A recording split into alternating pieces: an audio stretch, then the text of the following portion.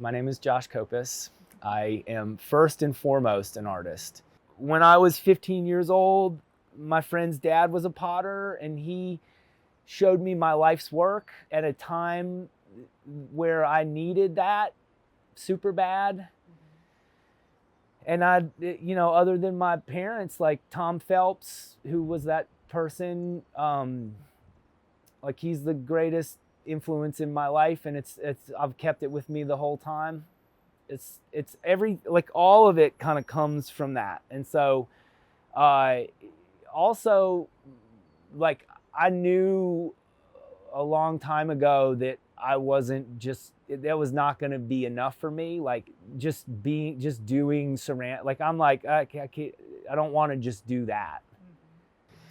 I also consider myself to be a creative entrepreneur, and actually, those lines are pretty blurry for me. Like, everything is the art. A friend of mine brought me to Marshall, and I was just like, oh, I'm just gonna live here for the rest of my life. I love it. Yeah. So yeah, I established my studio out here in 2007. I bought a house out here. I bought an old jail at a property auction from the Madison County, kind of on a whim. It was like pretty cheap. Yeah. Figured we could get this building for, under $100,000. But the thing with the jail was, like, again, I walked in here, and as an artist, like, I'm good at visualizing things, and it's frustrating at times because I can see it so clearly. And I walked in here, and the first thing that attracted me to this project was the price. I'll just be honest. I wanted to own a building in downtown Marshall, though. Like, my experience in the River Arts District was, I was young, I had no resources, I did a lot of work down there, and what I ended up doing was just kind of making other people rich, like, kind of making other people's properties very valuable. This is a cycle that is not unique to, Asheville. It happens across the board. I was in a position where I had some resources, still not much, but more than 22-year-old Josh had, which was, like, very, hand to mouth. So yeah, like, I saw the potential in the adaptive reuse opportunity of this building. And actually, I was very interested in the materiality, which was a thing that most people didn't get, because cages are bad. They just are very negative. But the material that they're made out of, it's not really the material's fault. It's the context, it's the use. So, like, behind me is the handrail. Those are the bars. That's the jail. Those are the cages I just switched the orientation from vertical to horizontal, and it changed everything. Like, I have to tell people those are the jail bars because they don't recognize it as that. But the whole project was like a collage. It was like, okay, if the material is not the problem and it's the use, and the material is actually beautiful. I mean, there's a lot of 1/4-inch hand riveted plate steel. Like, you can't buy that. No one's you're not getting that anymore. Right. And so, like, cut it up, move it around. Like, it was about, I figured you could mess it up by, like, leaning too hard into the jail theme park. Right. That's cringe city. Yeah. But I also was, like, very cautious about, like, I was like, I think you can mess it up by erasing too much too. Mm-hmm. So that was like a needle to thread. Like, how do you, be real about the history? Like, the history of this building is complicated, and I never ran away from it. I ran towards it. I was like, let's talk about it. Let's figure out what was going on here. But also at the same time, like, let's take the construct of incarceration and just acknowledge that it's negative. But, like, can we set it aside for a second and just put it over here? We know this.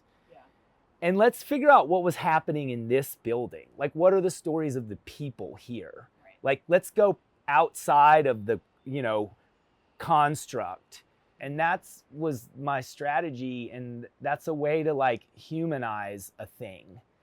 This building was made in 1905 as the new Madison County Jail. It replaced the old Madison County Jail, which was actually just sort of next door.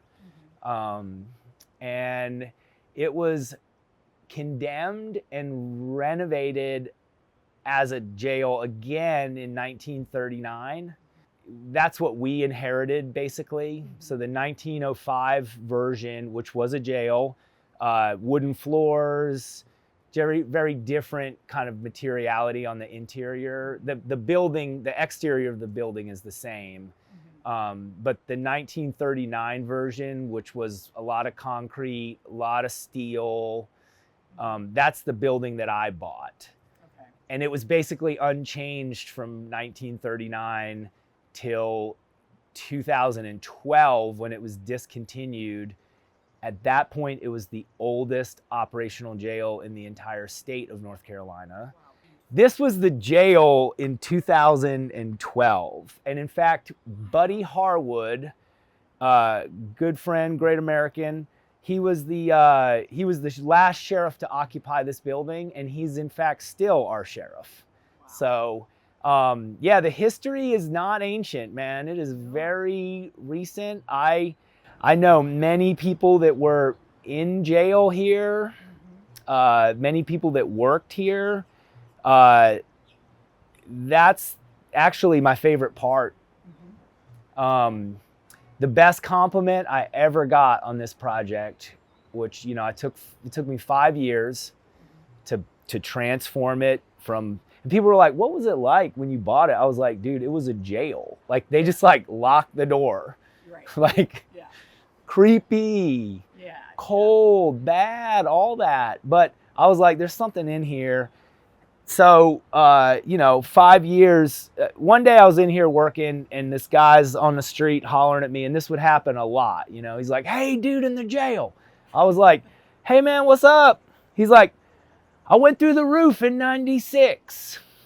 I'm just like, come on up, let's talk, let's be friends. Yeah. And that was the day I met Omar Lee Smith, and he did go through the roof in 96. With Charles Lee Davis, who's passed away, and Jeff Bailey, who's still around, and Omar is doing great. But yeah, and so, you know, I even found the hacksaw blades that he used in the attic. Wow. Like I called him up and was like, he showed me how he did it. And then one day I was up there in the attic, and there was a radio tower that used to sit here, and they jumped from the roof deck. They cut through the roof, like a movie.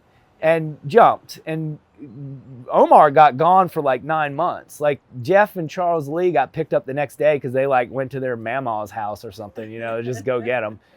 But Omar got gone. But I found the hacksaw blades and called him up, and I was like, hey dude, I got something I think you need to see. And I didn't know that they were his. I was just like, maybe, I don't know. Yeah. And I showed it to him, and it was like a ghost. He said, where'd you find those?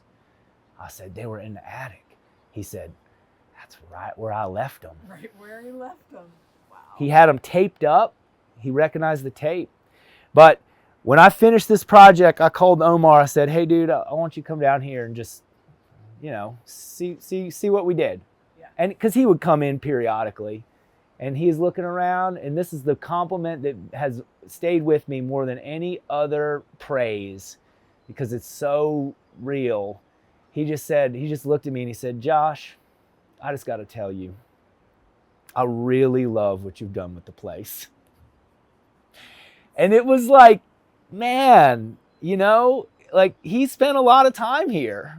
Like, but it's all like, that's what I mean. It's like, it's not as simple. It's more, and the human component, it surprises you.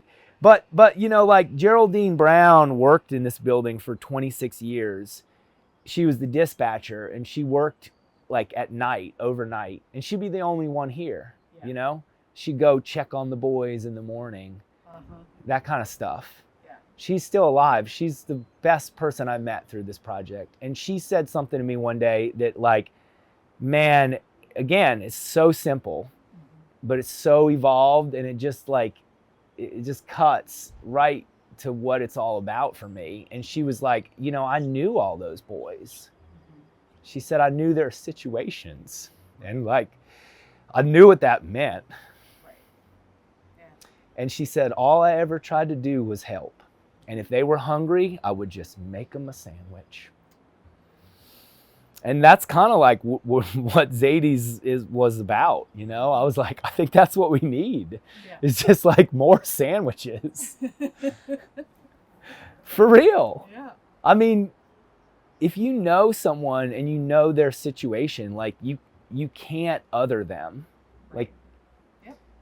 it's basically that's like the problem with the word that we use now is progressive community policing. But like, what does that means? That you're a part of the community that Right. you are policing. Right. And that's what this was, Yeah. you know? Yeah. I knew those boys. I knew their situations. Like, dude, that always just hit me so hard. Yeah. And so that's like what I tried to do, is just honor that, you know? Like, if I could do anything good, it was just honoring that. You know, we always knew Marshall it's gonna flood.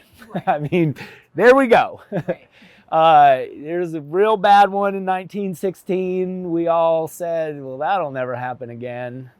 I lived through the 2004 flood, which, like, you know, honestly, wasn't that bad. So, yeah, I remember basically being like, on Tuesday, I was like, is there a hurricane coming? Like, you know, Yeah. you're just moving through life. And then, you know, we had a whole week planned. I remember ordering more food for our kitchen than I ever had, like, on a normal week. Like, you know, I was planning on like the biggest week in our existence. Like, we had great events. Yeah. Oh yeah. Yeah. I mean, we had just come out of a week that was hot. You know, it was big. We're moving into October. That's our moneymaker, dude. Yeah. I'm like, I'm in the black, baby. We're crushing it this year. And then on Tuesday, I was like, hey, did y'all hear anything about hurricane? People were like, nah, we didn't hear nothing. I was like, okay, cool. Wednesday, I was like, I think there is a hurricane. Yeah. They were like, yeah, we did hear about that. Like, that's how, you know, I was like, should we like cancel our stuff? And we were kind of like, I don't know, man, wait and see. And then we had this huge storm come and dumped a ton of rain. And people were like, man, that hurricane was crazy. And I was like, dude, that's not the hurricane. Okay. That was just a rain event, like, that came from the north. Okay. We got basically, like, that river was full. Yeah. When the hurricane hit. Yeah. Because we had a rain event like on Thursday. You know, I was like, I guess we should maybe cancel our music programs for the weekend. Yeah. And then Friday, you know, I'm refreshing the, you know, prediction website. It's got us at 19 feet. And I'm like, dude, we got this. Like, 19 feet's not great. That's, you know, you stand in front of the jail, 19 feet is to your knees. Okay. And I'm like, it's gonna suck, but we'll be all right, you know? I figured, whatever, man. Try it out, be closed for a week. That evening, we were in here, like, sandbagging. We took all the equipment and put it up on blocks and, you know, high-fiving. I woke up 5:30 a.m. the next morning, walked outside. I think it missed us. So we didn't get that much rain right here. And we didn't get the... Nearby? Yeah, I live here.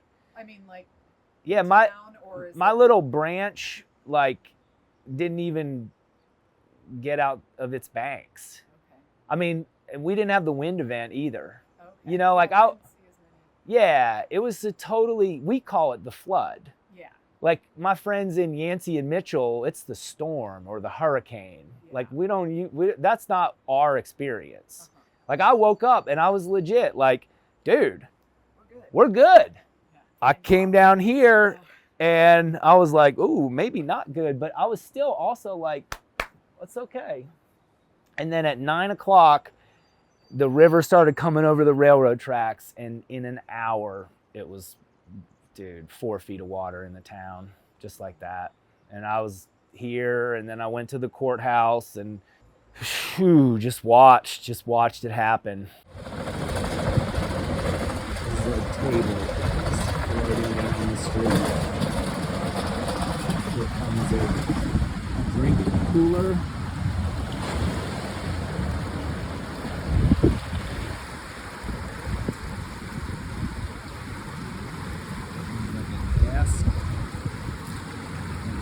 There's a drink cooler. And powerless, just shock. I mean, so fast. And, you know, I had known, like, I was like, we're not even going to crash, because there 30 inches of rain south of us. I mean, that was the thing. Like, it doesn't matter how much it rains right here. Like, it matters how much it rains over there. Yeah.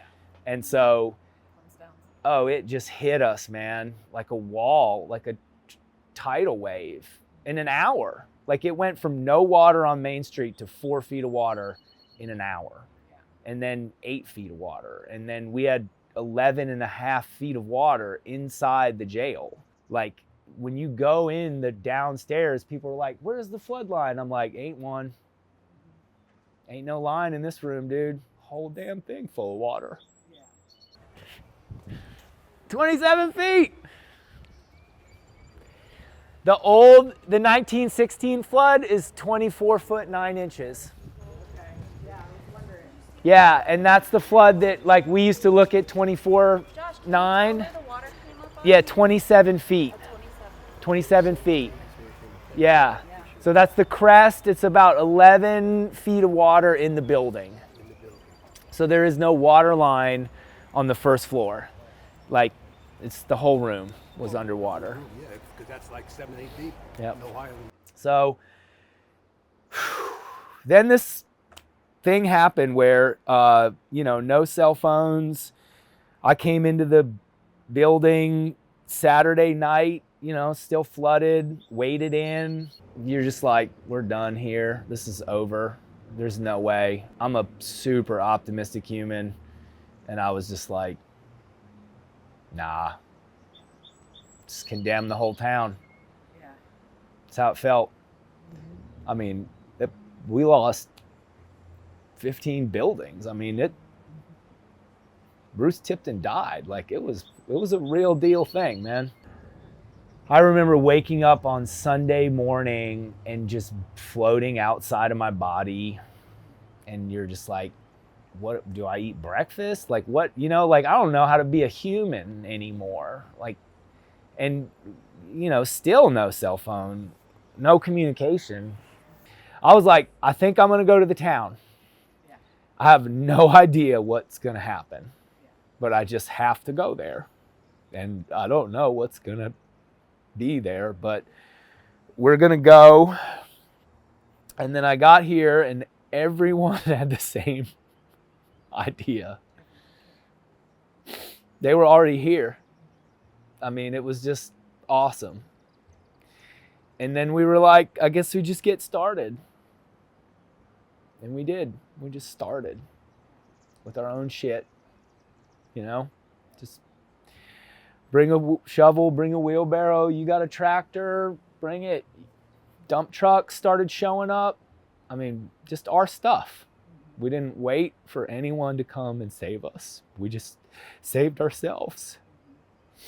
And that was it. Like, that's what saved the town. Like, I'd have thrown in the towel if it wasn't for the people.